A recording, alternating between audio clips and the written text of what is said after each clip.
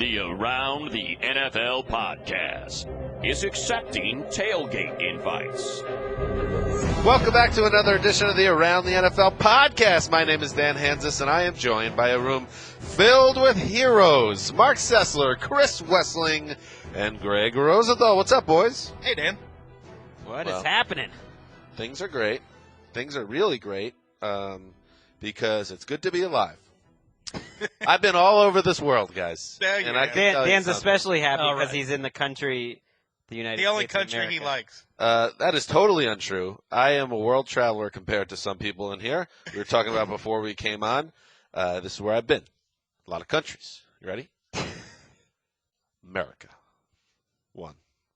Doesn't count. Texas, 2. It's its own country. Ask anybody from Texas. Texas declares they have their own state flag. We've all been to Texas. They Well, have they're their wrong. own odd curriculum, too. That's 2. Mexico.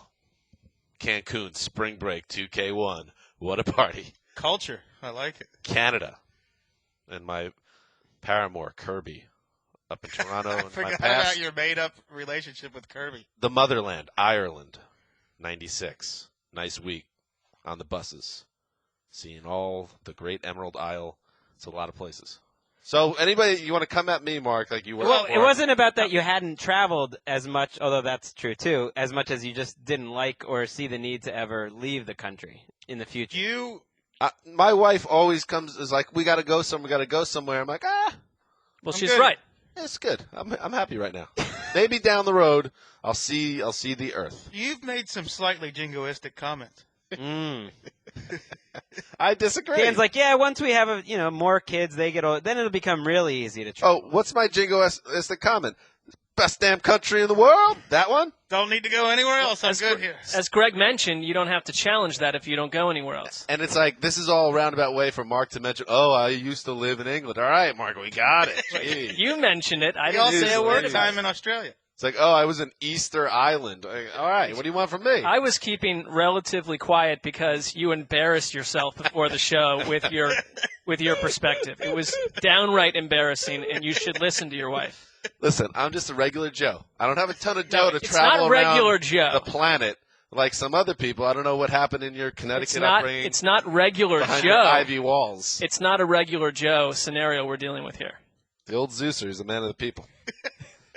The old Listen Zeuser back. is like a raging fireball diva about to take the show down 4 minutes in. The guy who nicknamed himself after the greatest god in history who lives on Mount Olympus is a regular Joe. Just a guy, man. I'm a jag. This is the Around the NFL podcast, Tuesday edition.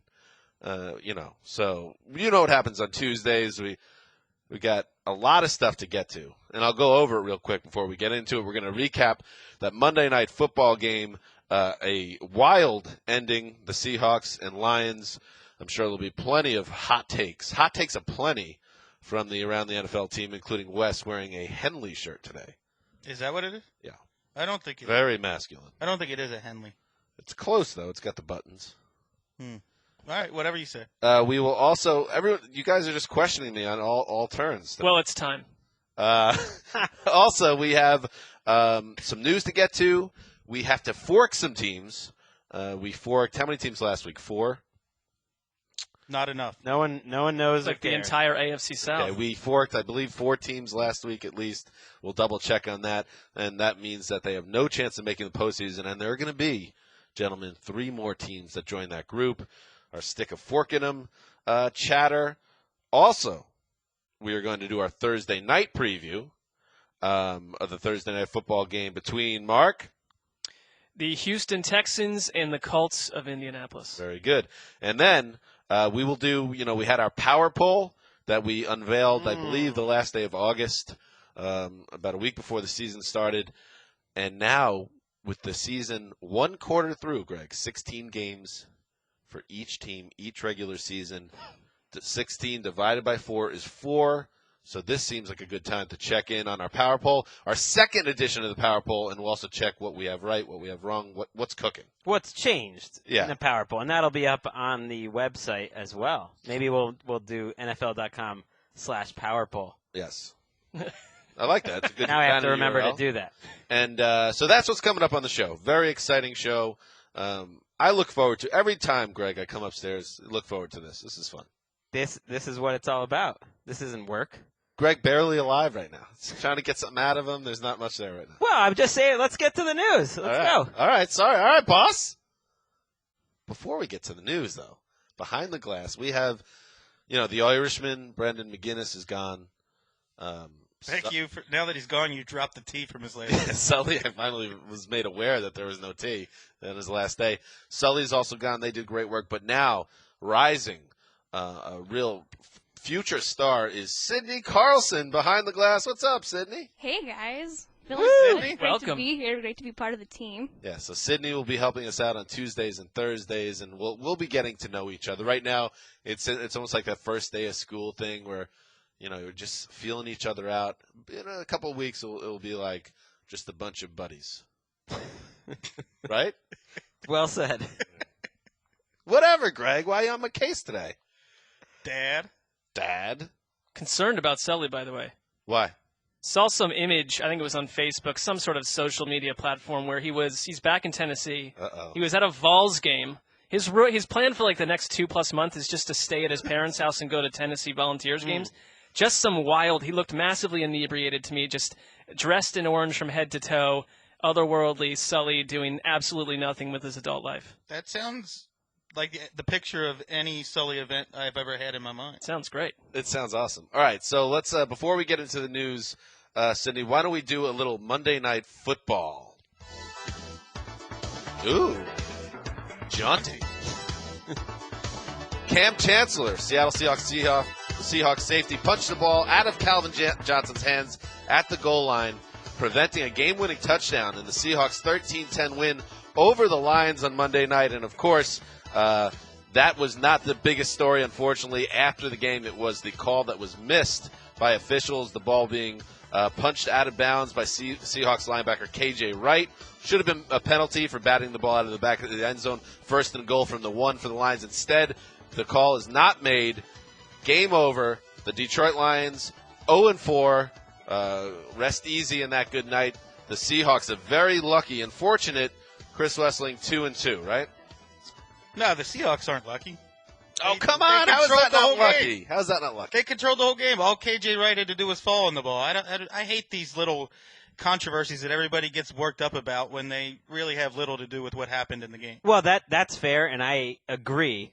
That said, the offense all night for Seattle had nothing going except for just Russell Wilson's scrambles. And if one of the greatest receivers of all time doesn't fumble at the 1-yard line, they're facing and it was totally a great play by Cam Chancellor. He deserves credit for that. But he should have tucked the ball away, Calvin Johnson. They were about to be trailing and staring at a 1-3 record unless they went down and scored a touchdown. So they still have to be considered fortunate that they got this call going their way. Well, of course. I fully expected Russell Wilson to lead them on a touchdown. What did he show in the second half, or really the whole game, that made you think that was going to happen? I think it's more about what Russell Wilson showed in his career, and I just believe in him. I don't.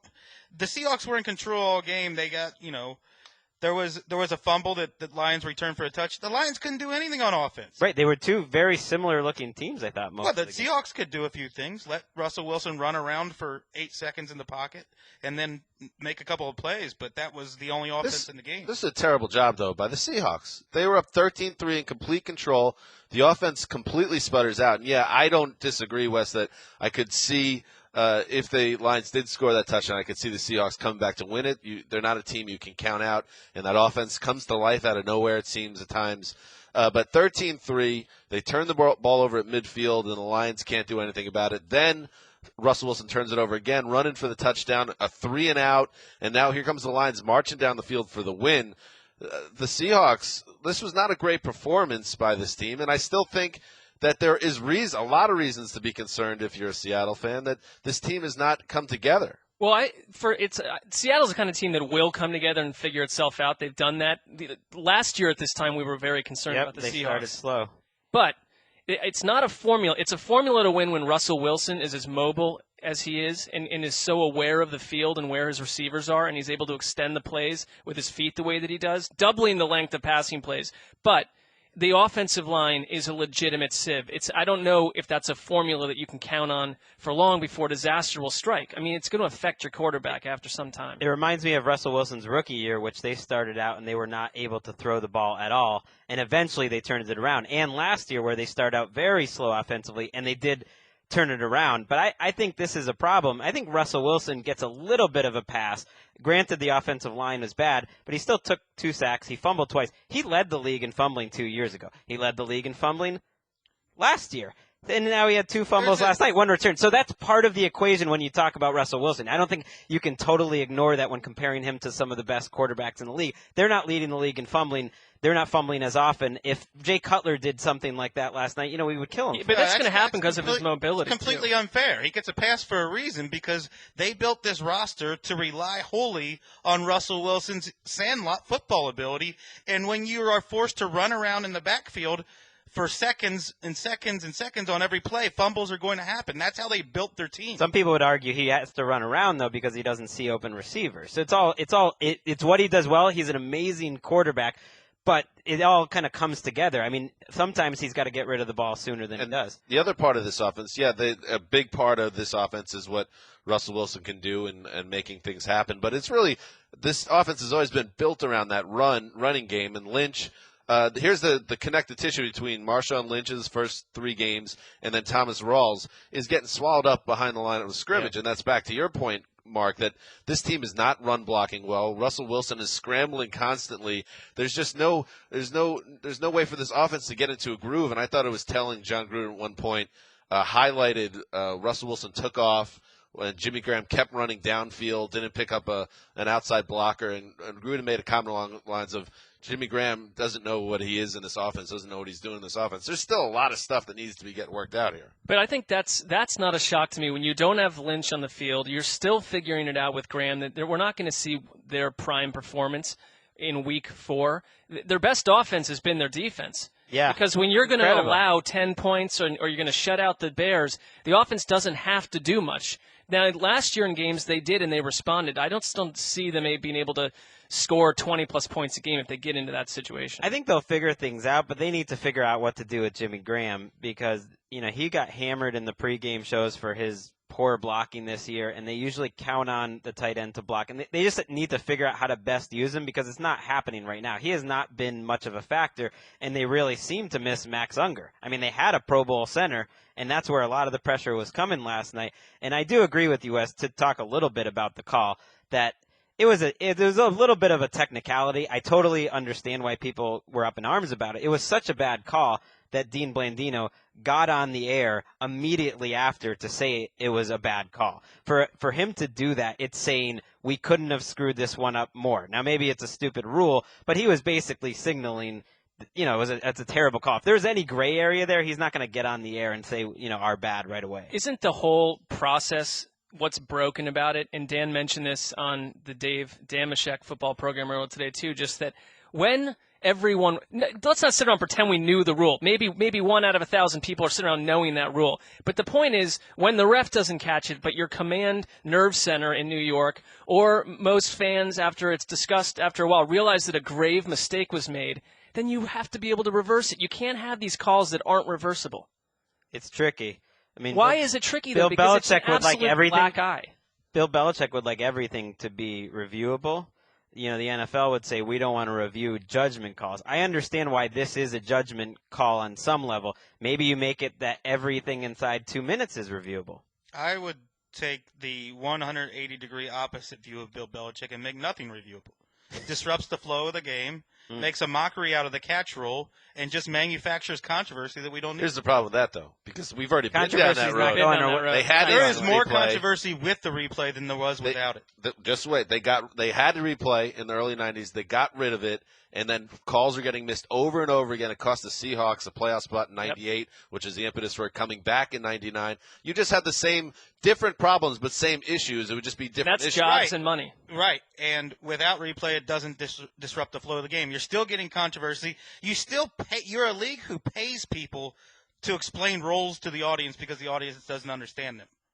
Every network employs a rules. It is tough. A rules statement Right. guy, And because nobody knows the rules. And even then, the ESPN broadcast, Mike Tirico, who's the very best at knowing the rules, they didn't mention anything about it. That was the during first time I've broadcast. ever seen Tirico miss something. But this is one where someone can act smart, but this is one where no one knew what the rule was. Pete Prisco did. That was about it. The second it happened, he said that should be Lions ball. It's a stupid rule anyway. And by the way, you know what else is a stupid rule? That the ball goes. Maybe this is getting too far. But the ball's oblong. It's like, how about a real ball? Right. Well, that's why the technicality is also stupid, because the ball was probably going out of bounds. And KJ Wright, if he knew the rule, would have just caught the ball and the game's over. It probably didn't really affect the game.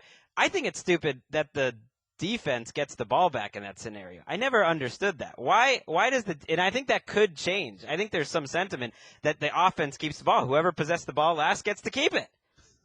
Yeah, I think it's weird that it's weird. The rule's different in the end zone. 20-yard line that's always been a weird rule. Going back to Ben Watson against the Broncos. Right, exactly. And I think there has been talk that could change at some point. By the way, between the Fail Mary and now the Seahawks catching some breaks in prime time, we're all even for that Super Bowl against the Steelers. What this game? Well, I don't know about that. Nobody can complain anymore. That was a Super Bowl, Dan, please. My primary complaint about that controversial call is that it overshadowed this game, which was basically emblematic of what's going on for the first 4 games of the season, that offensive lines are a huge problem for every disappointing team in the league this year. And this game was perfect example of that. Keep that point in mind when we get to the Power Bowl. I mean, you want to talk a little bit about, the Lions, that has been the case it's amazing to watch a team with Abdullah, Tate, Calvin Johnson, in theory, Matthew Stafford, although I don't know how big a plus is, That's looking so unexplosive. We have to start considering that Calvin Johnson isn't what we thought he was. He's no longer that guy. You're matched up with Kerry Williams one-on-one, and you're just not making plays. Whether you want to blame it on Joe Lombardi or Matthew Stafford, when the ball comes in your direction, sometimes you just have to catch it and make a play. All right, so that is that. Now, Sydney, if you don't mind, let's do some news. That might be the craziest question that I've gotten in the history of football. I don't think it's that crazy. Sydney is shining out of the gate. So far, Chuck so good. Pagano last week when the reporter asked him if Andrew Luck was in the state of Indiana. That's a fair response. All right, let's start with the Miami Dolphins. Joe Philbin out as head coach, as everyone learned early on Monday. He was fired after 3+ seasons. The Dolphins out to a 1-3 start. Replacing him on an interim basis is Dan Campbell, the tight ends coach, who has the power to decide, I guess. I know Kevin Coyle, the defensive coordinator, has been a major issue around the team, at least internally, as a problem as well, but there's been no decision made yet on whether Coyle will remain with the team. I assume they got they're on a bye week, but the more time that passes, he's probably going to stay the coach, right? I think that could come out before people hear this podcast, sometime Tuesday, maybe Wednesday. Make a move if you are. Either way, I think they'll announce that he's staying or not. It does sound like he could be gone. Right. So Philbin out, and Mark, I'll start with you on this one. You don't have to be some type of football genius to see that this was probably not a marriage built to last, but was this the right time to get out now, or should they have ridden it out a little further? Well, the right time to get out of it would have been after last season. I mean, this is what happens when teams, they can't get maybe the coach they really want, or that coach isn't available that offseason, and you re-sign a guy like Joe Philbin, where the issues are no different now than they were last year or the year before to some degree with Philbin, and you keep him around, and then you're in week 4. It's the same with Dennis Allen. You're in week 4 and you blow the whole machine up. And how often do teams with interim coaches do anything? Right. If the Dolphins don't block a punt against the Vikings in week 16 last year to win 37-35 in a meaningless game, they got a safety on that punt. I don't know if Joe Philbin comes back. Now, Philbin said, Stephen Ross, the owner, told him earlier in the season, oh, you'll be back next year. But he never went public with it, and he emotionally, after that win, much like Woody Johnson down in Miami, emotionally bringing back Rex Ryan for another failed season, he announced Joe Philbin's the guy, and he went and tell him, hey, I'm definitely keeping you. And that's it's such an emotional short-term weird decision on a meaningless game, and then you waste this whole season. But here's the big difference, since you brought it up, between what happened with Woody and Rex was after that season, and then they had an incompetent GM that didn't give Rex anything, so Rex was a dead man walking even though they brought him back. The Dolphins, they spent money. They brought in the best defensive tackle in football. They redid their wide receiver group and gave Ryan Tannehill a big fat new contract. So Joe Philbin was set up well for success, at least from a roster standpoint, but he was never the guy, and everybody could see that. Not really. Coaches come and go in Miami. GMs come and go. Players come and go. What stays is a roster-building philosophy of buy expensive free agents and have a shallow roster like the old Cowboys used to, where if your stars get hurt, Cameron Wake has a hamstring injury, and Ndamukong Suh hasn't done anything. Brent Grimes has been playing injured. If your stars get hurt, nobody makes plays. But it's all, and you compared it to the Jets. I was going to say there's a lot of similarities because the Jets, they fire coach, but they keep the GM. But then they fire the GM, and then they keep the coach. And then they're doing one thing at a time. They hired Joe Philbin. Then they hired GM Dennis Hickey, who did not hire Joe Philbin. And then they they're going to keep Philbin. Oh, and then we're going to hire Tannenbaum. Where is Dennis Hickey, by the way? And then that's all true. It's almost exactly the same, where it's different people having different agendas and no one's on the same page. But I guess one thing just to point out is that, as a group, we picked the Dolphins to make the playoffs this year. There was a lot of reason for optimism this season. I had them in last place. Well, I don't know who picked them then, because I didn't pick them, and I had to write up a post about us making them. Plenty of people were optimistic about the Dolphins. There was outside optimism of around this team, and perhaps, this is another reminder that you need to have stability at the top of the organization for this ever to work. I think you need to build through the draft and not go out and buy free agents every year. But you can't build through the draft when your philosophy and your schemes and your general managers and your assistants are changing year after year. Dolphins are they got to be careful because they're close to getting into the cycle of not just being the 8-8 team, but the team that starts to go 4 and 5 wins every year because there's so much transition. I'm excited about the Dan Campbell era, though. I mean, he seems like he's fun. I think he's going to have a good chance to be right there with Joe Vitt. The one game of Jim Tomsula, some of the great interim head coach memories that I've had in my life. And then, he just seems like there's going to be some fun stuff here with Dan Campbell. Dan Campbell is I love that. Yeah, he was a long-haired monster. Can it be any less fun than it's been? Like 8 months ago, and now he's the head coach of 53 men. But the other interesting kind of humorous / fascinating report, other than a man losing his job. Other than that is Ryan Tannehill. This is how bad things have gotten in Miami. This stuff always leaks out after a firing like this. That National Football Post first reported Tannehill had been getting rattled during practice sessions last week and was letting his frustrations out on practice squad players, including this one quote, according to a player who told the National Football Post, "Enjoy your practice squad paycheck. Enjoy your practice squad trophy." And it got so bad that Joey Phibbs was going up to the practice squad guys and say, "Hey, take it easy on QB1." And gentlemen, you know what this is. This is a clear case, Sydney. Ryan Tannehill's a little baby from Texas who can't handle it, and you give all this guy money and you build a team around him, but that is a maravilla magnifico. Defend your boy, Greg. What do you mean? Your Tannehill? boy, Tannehill. I'm not defending him in this case. It's worth noting Jeff Darlington. Is he still your boy? Or have you bailed on him like I bailed on Josh McCown? That is a great question. I no longer think he has that high a ceiling. I think he is what he is, which is a mid-level guy who's going to make a long career as a starter, but I'm not excited about him ever turning the corner as a top 10 guy. Not after hearing this. Well, that's part of it. Grim. To be fair, Jeff Darlington strongly reported that he never said the paycheck line. Everything else was true, he said he never. Everybody's worried about his fragile little psyche, though. That part, no one's disputing, though. I want to know the tone of this, and stuff that happened in NFL practices. This is a quote from an NFL from like 3 or 4 different sources. Well, I'm just saying, they didn't all have that quote. Tannehill has absolutely not been a problem on this team I'm not ever. As bothered by the quote. It's a little right. kind of I don't even care about the quote. I agree. Not a big deal. Agreed. The problem is the head coach approaching these like C-level players and be like, "Hey, take it easy on our $100 million quarterback because he needs the confidence right now." And that's like, fair. Whoa. And you mentioned Rex Ryan, and for the bashing that Rex Ryan's taken, the one thing that Ryan mostly didn't do in New York was it's going to be a begrudging compliment? Is it will not lose his entire roster.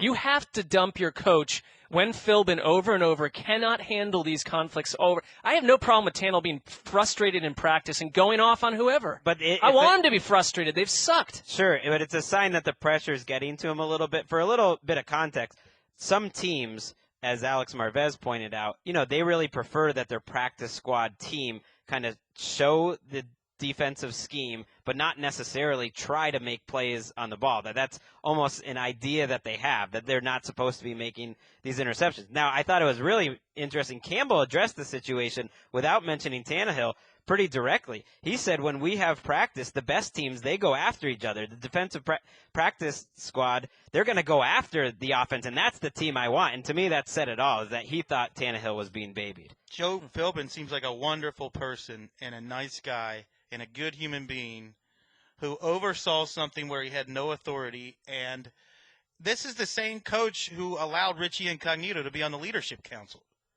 and allowed that whole controversy to happen in his locker room. It's not for everyone, like that balance between being a leader and also not being the friends all the time. Half these guys fail. They all fail, most of them. In other AFC East news, the Buffalo Bills have some injury issues in their backfield. LaShawn McCoy has a concussion. McCoy has a hamstring. Carlos Williams has a concussion. So they worked out some running backs today. And this is a special note to the Quiet Storm and myself. Trent Richardson was one of those running backs that was worked out, of course, cut by the Raiders in August or early September. Also worked out was Dan Boom Herron, who actually got signed. Trent Richardson not signed. So T-Rich, and let's just break this down real quick, Mark. When we talk about like P-scale, and of course our sandwich prop was that, and this was made back in February, that T-Rich would never have another carry in the NFL. It didn't look good for me when he got guaranteed money from the Raiders. Looked obviously good for me when he fell down that depth chart and then got cut. This now lets me know that he's at least on the grid still. So my P scale on Trent Richardson is at about 5.5. If peeing your pants is cool, consider me Miles Davis. So I'm like right at around like 5.5. Like he's still on the grid. I would have rather that he just was out somewhere giving up on football, but that's not the case. Well, he certainly has the ability to lose these tryouts over and over. But what I like to see, because the whole premise was not whether he makes the Raiders or even plays in Week 1. It was if he ever plays a snap ever again. And what I kept hanging on, and again, he's ripe to fail, but it's October 6th and people were to give him tryouts. I thought this was going to happen in early December. As injuries mount and someone's like, we just need a fresh body to do practice, and then maybe he gets into a game or two. Then you bang, because I already gave you a sandwich. You have to give me 2 back. That's fair. That's how it's going to work, and that's what's going to happen here. And I was a little nervous about Rex being involved because, he's a little bit, I'm a Maverick and all that stuff. But, by the way, even if he got signed to a team, you don't get the wager because he's got to carry. Look at Kristen Michaels had, I think, 1 carry this season. I think I'm very clear of the outline of the deal. Okay. And that's why I'm confident. That was more one more snap ever. By the way, Ray Rice is never going to get a job. If he can't get a tryout when guys like T-Rich are getting tryouts, we're not going to see Ray Rice no more. And your boy Pierre Thomas off the grid. I don't know. What's going on? Should have taken that job with the Texans. Yeah. All right. In other news, this is interesting. Odell Beckham, not off to the type of start that perhaps we expected, and there is some buzz in the air around the NFL about his personality and where he's at head-wise after an offseason in which he was, the biggest star in the NFL just about. The Bills went after Odell Beckham after Sunday's loss. Stephon Gilmore specifically had a lot of things to say. And, Wes, I'm going to tee you up on this. Gilmore said, I don't know what's up with him. He acts like you're supposed to let him catch the ball. He's weird. He gets mad when you play physical with him. He's weird. And then he went on to say, he's different. It's kind of like you're playing your little brother and he gets mad at you for being too physical with him, throwing a tantrum. I'm like, man, we're playing football. It's a physical game. He's a prima donna. He feels like he's on top of the world and nobody's supposed to do anything to him. And finally, Gilmore added that, they watch tape. They don't see him as that special guy. He's got great hands, but he's not as good as what people think after that one catch. He's calling him a one-hit wonder, Chris Wesseling. The floor is yours because ODB is your boy. He said he's no Sammy Watkins. You're right. He's much better than Sammy Watkins, wow. Apparently, Sammy Watkins is a new Tom Savage. I'm not sure if he really exists. He's never on the field. Look, there are a couple of ways to look at this. I threw Odell Beckham out of the penthouse of my stable of the boys over the offseason when he was complaining about his teammates making fun of him. Lovers quarrel. This is another sign that he's a prima donna. I totally get that. Stephon Gilmore's right. He is weird. Odell Beckham's a weird dude, and he's not getting back in the stable. He's out. Out. He's not only out of the penthouse, he's out of the stable of boys? He's out of the stable of boys. He's gone. He's done. Whoa. I don't do prima donnas. I'm going to need to, I don't know, have a cigarette. That said, take the rest of the day off. That said, Stephon Gilmore might not be very bright, is definitely not watching game tape, and wait, he's got to be watching game loses tape. all credibility when he says that Odell Beckham's a one-hit wonder. Well, one-catch wonder. he's clearly biased and emotional because Odell Beckham threw punches at multiple Bills. And this is on film. One of them, the one. Oh, I know. It was that's what got him thrown out. You can't deal with the physicality, so you come up punching. Well, I mean, I don't think that he's a one-hit wonder by any stretch, though. Well, here's one thing. Let me just. Of course he's not. That's ridiculous. Here's something to take out of this. He is on a pace, I believe, for a 1,000-yard season. He's on pace. Yes, he is. To have a nice season, but he has certainly been a little disappointing this year, and it makes you wonder, A, if teams maybe figured out how to play him on defense a little bit, B, if the offseason and all the outside football stuff that he got involved with somehow did change his mentality or mindset, and see if there's a little secret weapon here with Odell Beckham, is that you can get under his skin and it will take him out of his game. All those things seem fair because he's a good receiver right now, but he's not transcendent, which he was last year. Go ahead. The Rams tried to get under his skin last year with dirty shots all game, and he got him for 190 yards. This is about Eli Manning has faced the least pressure of any quarterback in the league this year, and it's behind a bad offensive line. It's because teams are playing 6 and 7 defensive backs in an effort to stop Odell Beckham Jr. Well, and it's because they let go of the ball. The Bills threw the ball in an average. This is from Mike Rodak in 1.7 seconds in that Bills game.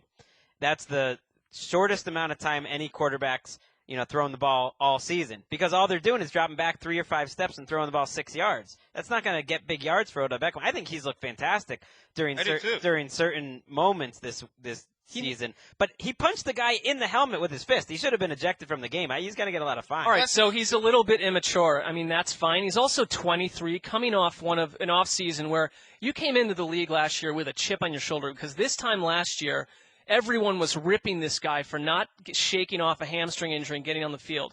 Then he proves everyone wrong, and then suddenly NFL Network wants to do specials on you when you're 22. Everyone acts like you're a king. Every time he throws a softball, it makes the front page of the newspaper. It's ridiculous. I mean, that's going to toy with your head. I can't believe you're defending a high-level millennial. I did not see this coming. Because when it's coming from his own teammates and they're calling him weird and all that stuff, that is going to get on my radar more than the opponents who are dealing with him. He shouldn't be throwing punches, but it's like his career. I'm done with these players that after 1 or 2 years we're saying what they are and we're done with them. To Beckham, it's annoying. To Beckham's credit, he has not been incredible this year, but this just tells you how great he was last year. He's on pace for 96 catches and 1,200 yards and 8 TDs right now. He's on pace for an All-Pro or Pro Bowl season, and he hasn't even played that well yet. So, he has 200 yards next week, and what's the on-pace stats after that? And he absolutely dominated 2 different halves of games this year in a way that almost no receiver has. It just hasn't been every single half. And are we surprised that Buffalo Bills players are talking again? I mean, how about they keep their mouths shut? I mean, it's like part of it is give me a break with the Bills. It's getting old. That's fair. All right, so that's what's happening in the news. That was a good news segment, and it was all good, Dan. All right, Greg's back. I thought Gregg was a little low-key in the intro, and I could feel the energy, but now it's coming back. It was always here. I was just, sometimes you lay back. You lay back and watch the pros do their work. Fair enough. Okay. Or you take a segment off. You can call whatever you want. New energy natural. What? The new energy that you gained in the last 15 minutes. That's a fair What are you question. trying to say? I'm just asking what you're. Is this manufactured energy? Well, I'm drinking coffee if that's what you're getting at. There's no that's organic. drugs or anything. That's organic. That's acceptable. Greg, your thoughts on the Daily Fantasy League controversy. Go ahead. Floor is yours. I don't know. I don't know anything about it. Don't care. blow it all up. All right, let's get into our power poll. We're going to do one every quarter of the season. So we did one before the season started, and now after week 4, it's time to do another. And let's start this by doing, how do we want to do this? Let's go through the power poll as it stands right now. Greg, you sent it to me, and I already lost it. Do you have the current power poll? Sure. So many things. Our printer didn't work today, so I'm all discombobulated. All right, here we go. 1 through 10. Patriots, Packers, Cardinals, Broncos, Bengals, Seahawks, Falcons, Panthers, Steelers, Jets. That's the top 10. Let's talk about that. All right, we'll start. Why don't we do it this then? Do it this way. The top 10 back in early September, we had the Lions at 8, and the Lions are now where, Greg? They are buried at 25, which is pretty high for the only winless team in the league. That's true. The Colts were 5. Where do we have them then? They have fallen all the way to 14. All right. The Eagles we had at 6. Bullish on Chip, the genius. That was trouble. They are at 23 right now. And to what I was saying earlier, we had the Dolphins as the 10th best team in football entering week 1. They are now 1-3 and 26, which seems very high. I put them dead last at 32. I think they would have been the worst team in the which league. You can't really argue. I put them higher. I think I had them around 22 or so, or 21, just because I think they're talking big about Campbell. I could see them starting to play harder and maybe win some games and end up around 500. I see them, and I do think there's talent there. I think the team, awful start, not the worst team in football. I think they've played like the worst team. Their one win was exceedingly lucky, and the last 2 weeks were as bad as they could possibly be. So that's why. Is Campbell tackling for them? I mean, part of it is just they're looking absolutely terrible on the field.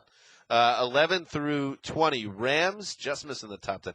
By the way, Jets, I see you at number 10 in the power poll. Well, which out of those teams that have fallen the furthest do we think maybe is going to bounce back a little bit? I mean, that's a huge loss. Okay. For the Ravens have sunk. The Lions we had as a top 8 team.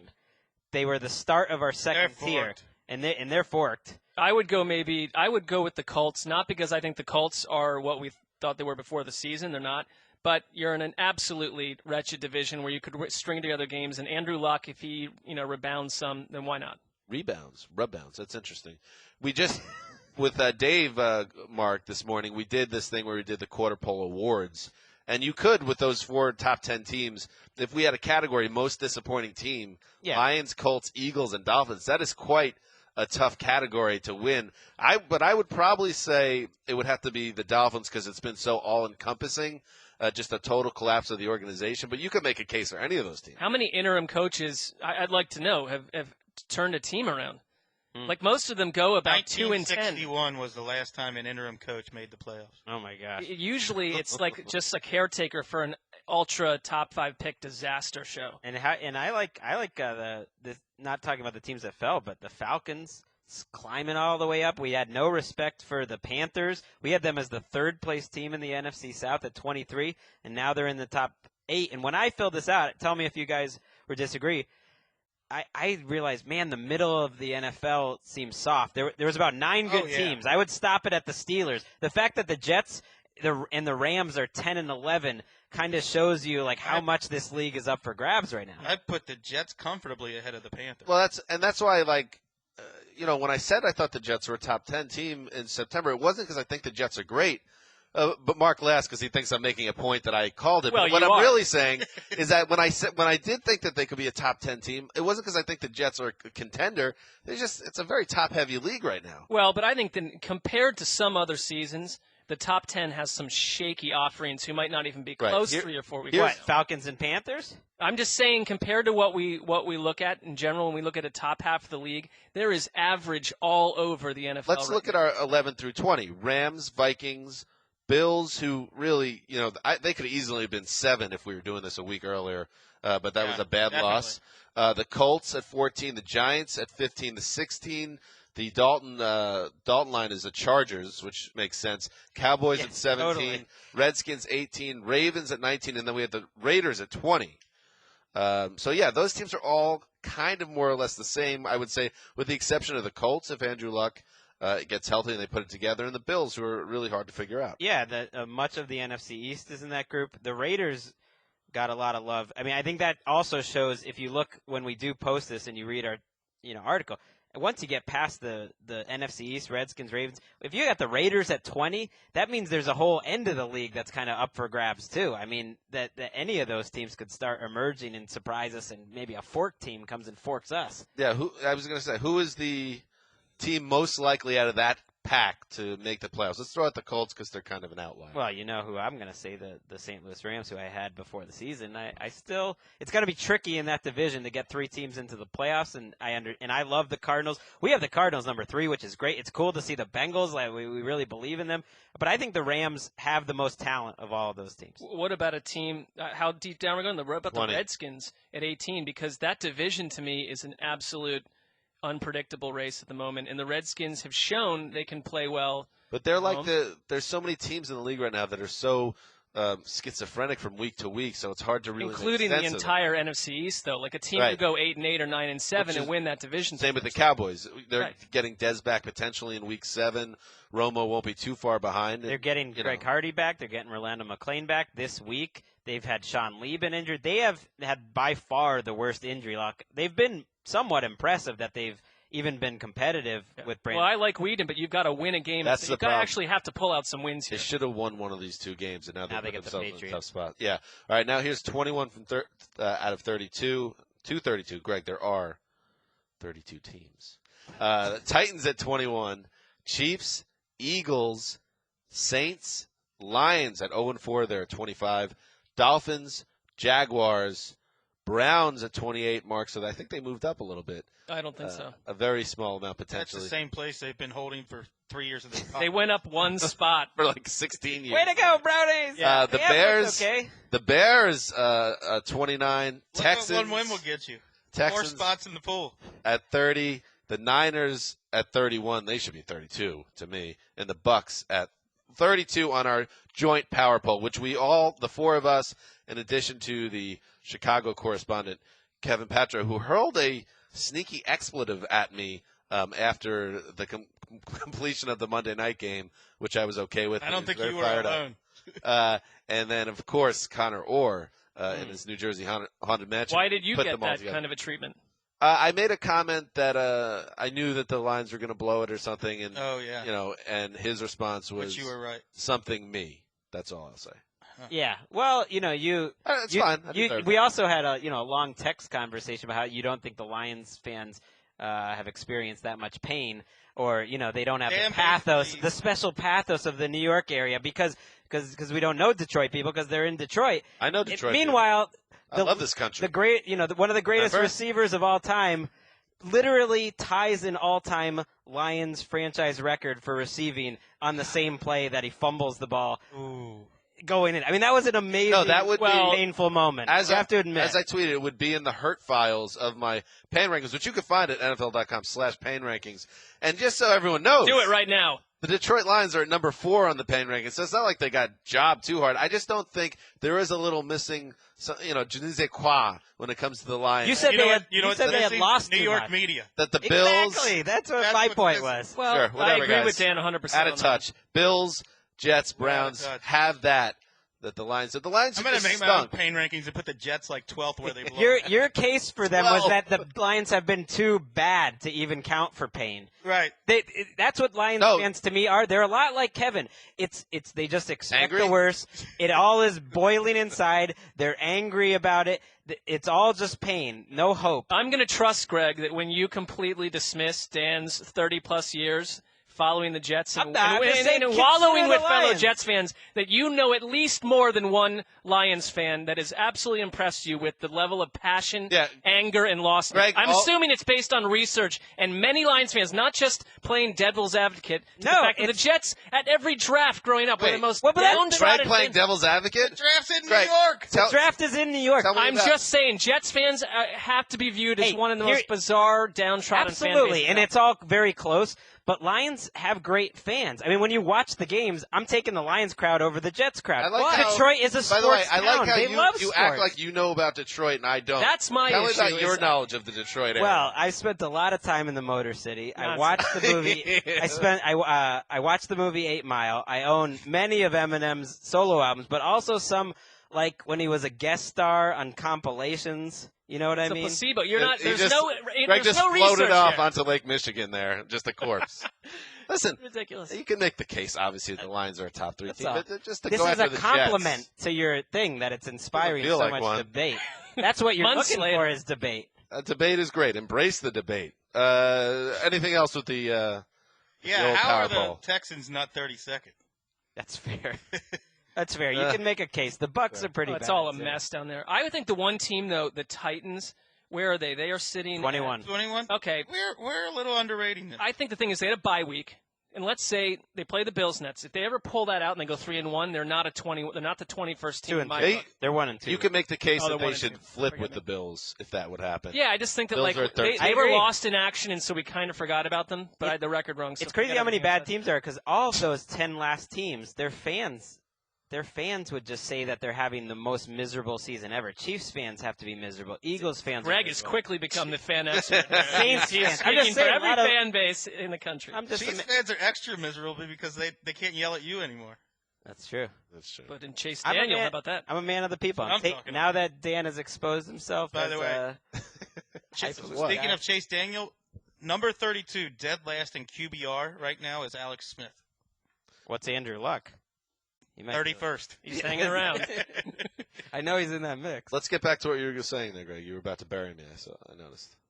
Oh, what? Oh, that I was going to take over as a man of the people. It Yeah. was a little thing I used. It was sarcasm. I'm not a man of the people. I'm not a man of the people. All right, so that is I our like power the people. poll at the quarter poll, I call it. Why not? Keep rolling.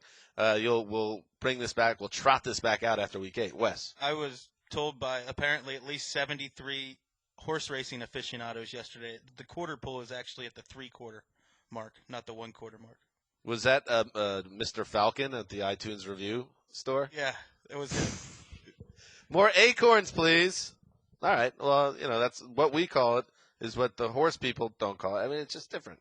Things are It's different. apparently taken from a horse race. The quarter pull is like the last quarter of the race. The power poll at the quarter point of the NFL season. All right, moving on. The time has come, gentlemen, to take out some cutlery.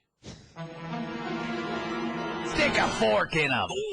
And we did, Sydney, our new producer, who's doing a wonderful job so far today, she let me know via the old Slack chat. Quit slacking. Sign up for Slack today. Need some sponsors. Come out of Slack. She let me know on our IM chat client that we forked 6 teams last week. Yes. They were the Patriots. 49ers, well, no, you know what? Bears, Let's just go over the whole list, and I'm going to add the three new ones at all. All right, let's do this. Here we go. Shame. The Cleveland Browns, Shame. the Tampa Bay Buccaneers, Shame. the Detroit Lions, the Shame. New Orleans Saints, and the San Shame. Francisco 49ers. Shame. Okay, now Shame.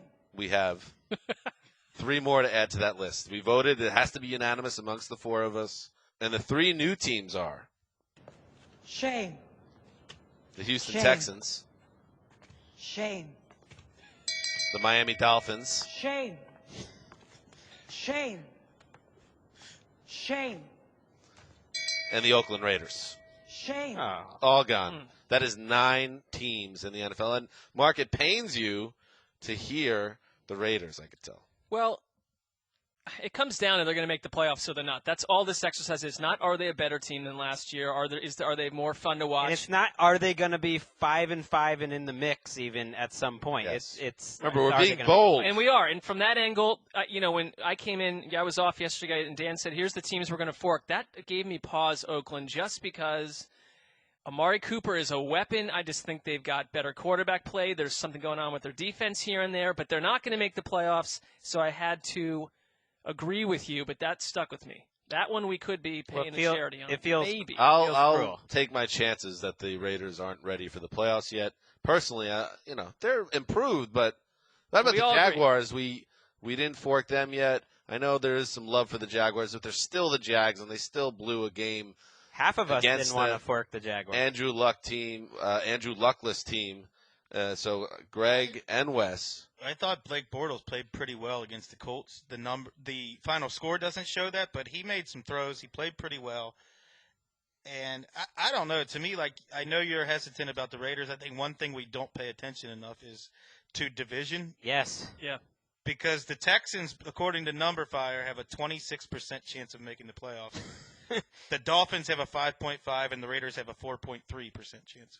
Right, because the AFC South is so bad. I mean, last year we forked the entire NFC South except for the Saints, and the Panthers made the playoffs. A fact that none of us even remembered when we were talking about making mistakes with the fork just about a week ago. So generally, Well, that said, Numberfire. Unnecessary. I'm just saying that's who won the impression. there? That's These the playoff impression. odds do not recognize Bill O'Brien's complete inability to run a quarterback room, too. I think your point is founded, though, that you don't want to fork half the division when the Colts' quarterback has a separated shoulder, and Right. we have no idea what that's going to turn into. Well, all I'd say one thing for the Raiders, and again, I'm happy, send them down the river. That's where they're going. But the Chiefs and the Chargers are the big blockade to you getting to 8 or 9 wins? Those are two completely up and 8 down wins teams. ain't going to cut it. Yeah.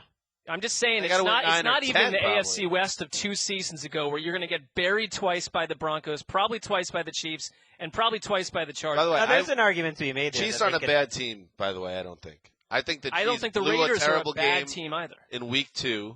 Well, I didn't say they were terrible.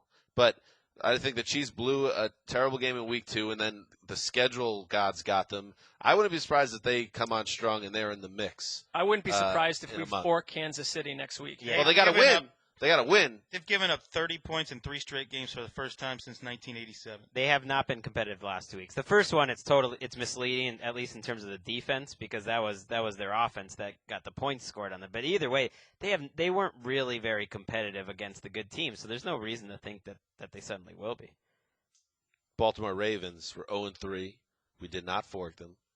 They were very lucky to get that one win. They got a lot of help to get it, but they still got to be squarely in our sights heading into week 5. But their schedule, they're going to be heavy favorites the next 2 weeks. It's the 49ers and another, I can't remember off the top of my head. Browns, I believe. I think the Browns. And then a bye. So they're going to have a chance to get help. It'll be interesting when we've already forked the Browns again. All agreed on that. But the Ravens will could potentially have a worse record than the Browns, and we're not going to fork the Ravens 2 weeks from now. You got to bury that team. Well, I mean, I just don't like the Ravens. Yeah, it's well, no, but if the personal. Ravens go, if they're 2-4 we made the at right some move. point, We could have, if we would have forked them at 0-3, we would be sweating bullets right now because they would have been 1-3 with 2 easy games coming up potentially into their bye, and we'd be like, oh, hamina. But if we're playing this game right, we're going to have to sweat some bullets. Yes, of course. Sweat some bees, and that's why I say get rid of the Raiders. These teams should want us The to Jags. fork. These teams should want us to fork them. History Wait, says you guys one a honestly- year, make it out. You guys on October. Greg is not a friend of the segment. Talk about bold. On October 6th, you guys are telling me we're too afraid to rule out the Jaguars making the playoffs. I didn't say that. I would have forked I am them. telling you that. The I am telling division you is that smart, though. That division is absolute tire fire right now. We're just starting this little journey that's called the 2015 season. I'm excited, but it's just barely begun that we're getting in. A lot of crazy things. It's are over gonna for happen. 9 teams. 9 teams, go home. Don't even play the rest of the schedule. Sorry. There is a rule. This was nice of Greg because it lowers our workload a little bit. Any team that we've forked, no one attached to this podcast needs to write any stories about any of those teams. Oh, is that true? They're off the grid. The Jaguars Thank you, are Greg. a bad, bad football team. The good news is, so are the Colts. It's fair. That's fair, dog. All right. There you go. So the fork has come out. 9 teams. Done. You're gone. It's over. Give up. Mark, that gave me Keep a some pretty more. good idea. We could actually have a Keep forked, listening to the podcast. a Yeah, forked keep listening beat to the writer. pod. Like everyone else doesn't cover those teams, but then, for instance, you just cover the teams that were forked. Ooh, That's I like it. that. Your thoughts, Mark? Seems a little bit ridiculous. Okay. But Let's I'm not in charge around here, so. let's hit up our Thursday night preview now as Week 5 begins. It keeps on rolling, and the Indianapolis Colts, who squeaked by really by the grace of God and bad field goal kicking, they get a win with Matt Hasselbeck to move to 2-2 and take first place in the wretched AFC South, and now they head to Houston, speaking of wretched, to face the Texans. And Wes, I'll tee you up on this one. They're 1-3, and Bill O'Brien made an interesting decision on Monday. What was that? He watched Ryan Mallett play football and decided he wanted to watch him again. That's it. I thought the Ryan Mallett experience was over. I thought we weren't getting anything else. But what happened here is Bill O'Brien banged himself. Let's face it. He went away from Brian Hoyer too quickly and thought, just hope Ryan Mallett wouldn't be a tire fire. He is, and now he's in this position where he doesn't know when he can go back. He's really, Wes, as you put it on Twitter, put himself in a corner.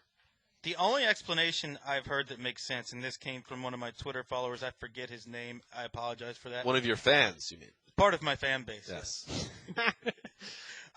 Is that if Bill O'Brien's going to turn back to Brian Hoyer, he owes him at least a week of preparation, not a short week against the Colts. Okay. So that would allow him to turn back to Hoyer after 10 days and more time to prepare for the next game. That makes a lot of sense. Because watching Ryan Mallett play, it's literally incredible that anybody would start him again. And I guess if the Colts, who are better on defense, the defense has not been the biggest problem in Indianapolis. If they go and drop a bomb on Ryan Mallett on national television, no one's going to give O'Brien as hard of a time for switching back. And if the Colts drop a bomb on Brian Hoyer, what do? Turn back to Mallett again? Right.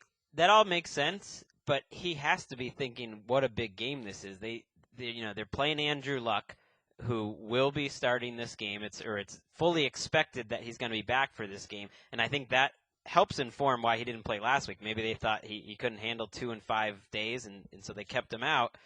I mean, it's a huge game for the Texans. If they can win on the road, they're right back in it. And yet, we're sweating bullets. Yeah, but when you watch them, you're right. There's something like when it's 3rd and long, it's over. They might as well punt on 3rd and long. They should be the first team to do that in a while. I think they're 1 for 17 or something like that on 3rd and long because it's all Mallett worm burners. It's all him just throwing at the feet of people. It is, and there's no surprise that the Houstons are dead last in the NFL in yards after catch, because there's no after catch element in their offense. The Evan Silva, the Roto World grinder, who we'd have to get on the show at some point, had this tweet on Mallett. Ryan Mallett lacks anticipation, athleticism, touch, an ability to locate passes, and an understanding of his own limitations. But sums it up. But he's good at making Dan Hanzus laugh. Oh, I love Ryan Mallett. I'm happy that he started because the Texans aren't going anywhere. And Cleveland Springsteen, so I like that he kind of looks like the lead singer of Live, but he can't play either. That's a good point. The Texans aren't going anywhere. Let me ask you guys this. John Fox is punting his season. They're trying to get the best draft pick possible. Does Bill O'Brien have enough job security to pull that off? Because when you start Ryan Mallett in back-to-back games like this, it certainly seems like you're punting your season. I have a hard time thinking any coach wants to ever lose, even John Fox. It's just not in anyone's DNA that you want to show up because it's such a miserable experience to lose. I think I don't believe John Fox is punting the season. I think he's doing everything He just possible. punted one game. What are you talking about? The Seahawks game. Well, he didn't try to win. He's misguided in what is going to win. Anyway, he's misguided in what's going to win games, but I think in his head, that's his way of trying to. He tried to win that game in Seattle. I think he's doing what he thinks. But Wes, let's look at it from another angle. I have to agree that at this level, that pro coaches who have zero job security, worse than ever before, aren't punting away seasons starting in week 5 because you're not going to be there. You're not going to hand the next guy. John Fox is going to be there. I don't think they're going to fire him. Well, I don't think they're going to fire O'Brien either. I think he could have a 3-13 season, and that organization doesn't knee-jerk and blow the thing up every 2 years. On a different point, more kind of like a big picture of football thing, I'm just curious what you guys think. So, like, the Texans, there's a chance because mostly because of this quarterback play that they're going to go 3-13 or perhaps even worse. J.J. Watt, sometimes like in the offseason when we talk about who is the best player in the NFL, and J.J. Watt sometimes beats out Aaron Rodgers when those discussions happen. Isn't it a little interesting that you could have the greatest football player on the planet defensively and it doesn't matter? And you can never say the same thing about a quarterback. It just kind of points out, first of all, how important quarterback is, but also maybe the J.J. Watt stuff, as great as he is, it's just kind of it's apples and oranges. Even with Lawrence Taylor, greatest player. The Giants needed Phil Simms to go finally get off the schneid and have a good season for them to turn into a playoff team. The proof was 2 years ago. What was the Texans' record? I think I went 2-14. I thought that J.J. Watt deserved Defensive Player of the Year that year. I thought he was the best Defensive Player of the Year. Cortez Kennedy did win it one year when the Seahawks went 2-14. I mean, football is such a team sport, and it seems so obvious, but one player does not make that big of a difference. Unless it's the quarterback. Unless it's the quarterback. Well, it's a difference To answer between. your question, Aaron Rodgers is the best player in football and has been for 5 years. But should defensive player even be in the top 10? But it's not most valuable. He's the best at what he does. I mean, I think Aaron Rodgers is a better football player. He impacts the game in a greater fashion. I just like to ask those kind of big picture things, just to, bend your ears, get those minds thinking a little bit. Go find me one person The who would wheels rather cranking, have Greg. J.J. like Watt to than think Aaron big- Rodgers on their team. I liked No one's a couple arguing years that. ago during Mark's protest against the top 10 list where he listed all quarterbacks. It was the right kind of thinking. Well, I mean, he shipwrecked the segment, but it was good. Well, But listen, he had in the name of truth. He had a cause, and his cause was right. Was Mark finally Let's justified? put Andre right now? Johnson at number 6. Who did that? I don't know. I'm sure someone made a gaffe. All right. That was the year they didn't put Julio Jones in. Andre top 100. Johnson's the You're right. highest paid number 5 receiver in the league right now. Think he'll have a catch on Thursday? 51 yards on 20 targets. That is hard to do. Not a great fantasy pick by the old Zeus. I'm still holding out hope that he's just getting acclimated. I know it sounds naive. No, I hope. He's been such a great player for so long. I just hope that the quarterbacks don't trust him. Him and Dwayne Bowe. Before we go, real quick, winner and score, Marc Sessler. Of what? Oh, my God. The Thursday night game? Yes. Colts 35-10. Wow, Andrew Luck comes back with a vengeance Why on not? the offensive problems. We are just solved. ranked the Texans as the second worst team in the entire league. That's not crazy. Wes. I predict that J.J. Watt will have more sacks than the Texans have points. All right, what's the score of the game? Colts win 24-6. J.J. Watt has 7 sacks. Wow. That would be fun. I like your score so much, I agree with it. 24-6 Colts. I don't think the Colts are very good right now. Nor do I. So I'm going to say 17-13. We get a little entertainment. Some ugly football. Frank Gore, the inconvenient truth, bounces back after a tough week. Ryan Mallett, 2 pick sixes. I reserve the right to change it change that pick if Luck doesn't play, but Mallett's going to bomb out again. Let's be honest. Well, let's be honest. It's a good show to be honest on. Let's not lie. Okay. All right, that's it for today's show. Hey, Sydney, not yet. Sydney, I just want to check in with you and say, how was your first show behind the glass? I know, I like that. I love that music. You're very I'm getting eager. into it. She did an You're outstanding like a Google A+ intern, just job. filled with hope and Wonder. belief. Yeah, well, Wanderlust. just trying to start on a high note. You are. I think I would You give did. you a solid grade. Nailed it.